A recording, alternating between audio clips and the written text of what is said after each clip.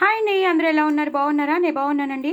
First అయితే నెయ్యి వేసేసుకుంటాను. నెయ్యి అయితే మీకు కామన్, నే చారులో కూడా వేసుకుంటాను.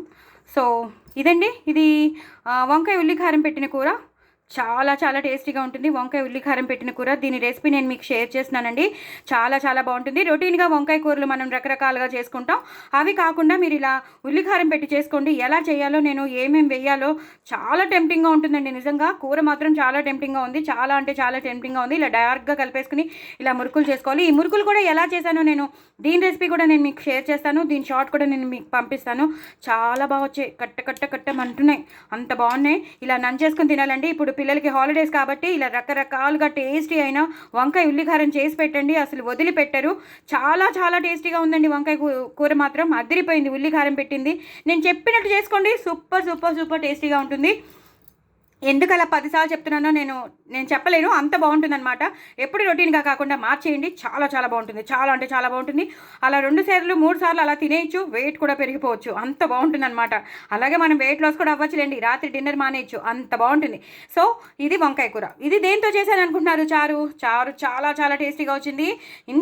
అంత టేస్టీ కాదండి, చారు మాత్రం సూపర్ టేస్టీగా వచ్చింది. ఇలా ఈ మురుకులా వేసుకుని రావాలి, ఇలా వేసుకోవాలన్నమాట. దేంతో చేశాను అనుకుంటున్నారు? మామూలు చింతపండు చారు కాదు, టమాటో చారు కాదండి. ఇది మామిడికాయతో చేసిన చారు. మామిడికాయ సన్నగా తరిగేసుకుని టెంకతో సహా వేసేసాను. దీని రెసిపీ కూడా నేను మీకు షేర్ చేస్తున్నాను. సో చారు రెసిపీ, మురుగుల రెసిపీ, అలాగే వంకాయ కూర రెసిపీ అన్నీ నేను మీకు షేర్ చేస్తాను. కాబట్టి మీరు తప్పకుండా ఈ షార్ట్ చూడగానే మీరు సబ్స్క్రైబ్ చేసుకోవాల్సిందే. ప్లీజ్, మీరు ఎవరు సబ్స్క్రైబ్ చేసుకోకుండా చూస్తున్నారండి.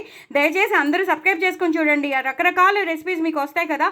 ఇంట్లో ఉన్న ఇంగ్రీడియంట్స్తో చాలా ఈజీగా, చాలా టేస్టీగా ఎలా చేసుకోవాలో నేను మీకు చూపిస్తున్నాను కదా. సో మీరు అందుకైనా సరే మీరు తప్పకుండా సబ్స్క్రైబ్ చేసుకుని చూడండి.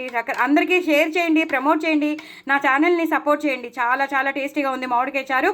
ఈ సీజన్లో మామిడికాయ చారు పెట్టుకోకపోతే ఎలా? తప్పకుండా పెట్టుకోవాలి కదా, ఎంజాయ్ చేయాలి కదా.